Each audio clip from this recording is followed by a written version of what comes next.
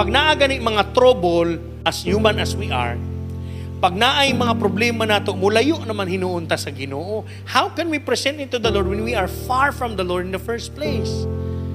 Nasabtan na to? Dapat kung na may mga troubles, na mga concern sa tuwa, dikit sa Ginoo, dool sa Ginoo. Aron imo ang mahatag.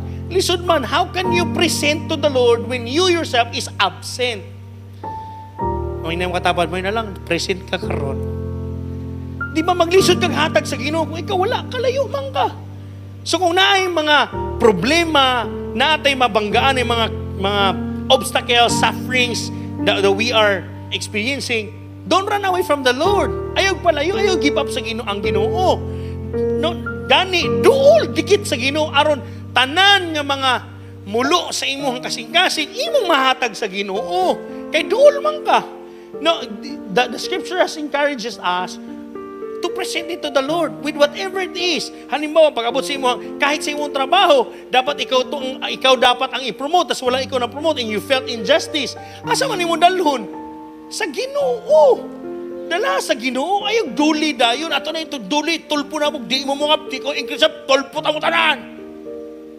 Mapareha ito na itabo nga, naay mga trabahante.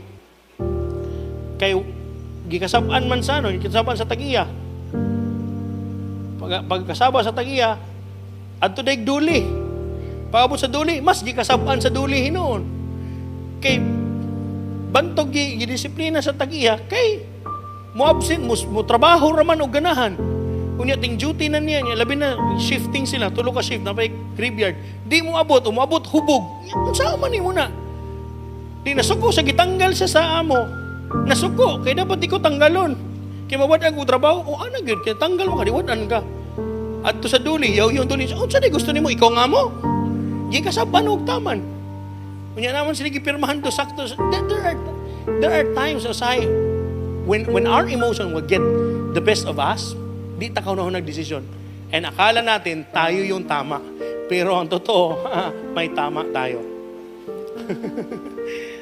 So bring it to the Lord. Unsa man mga injustices na hitabo sa imo ha. Unsa man ang mga betrayals nga nasa iyo na hitabo sa imo ha. Unsa man ang mga failures, mga frustrations, regrets. Hey, bring it to the Lord. Present your request to God. No, when Hannah experienced those pain, she brought it to the Lord and God heard her and God answered her.